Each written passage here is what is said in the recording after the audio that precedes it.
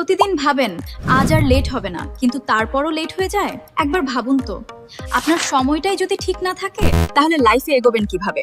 আজকে আমি দেখাবো কেন অ্যানালগ ক্লক বাদ দিয়ে এখনই ডিজিটাল এলইডি ক্লক নেওয়া উচিত। শেষ পর্যন্ত দেখুন। অ্যানালগ ক্লকের সবচেয়ে বড় সমস্যা অ্যাকিউরেসি। সময় মিলাতে গেলে বারবার অ্যাডজাস্ট করতে হয়, আর একটু এদিক ওদিক হলেই পুরো স্কেজুল নষ্ট। আর ডিজিটাল ক্লকে থাকে একদম অ্যাকিউরেট টাইম, কোনো গ্যাসওয়ার্ক নাই। রাতে ঘুম থেকে উঠে সময় দেখতে গেছেন, কিন্তু অন্ধকারে অ্যানালগ ক্লক কিছুই দেখা যায় না। অন্যদিকে ডিজিটাল ক্লকে থাকে ব্রাইট এলইডি ডিসপ্লে, যা অন্ধকারেও এক নজরে সময় দেখা যায়।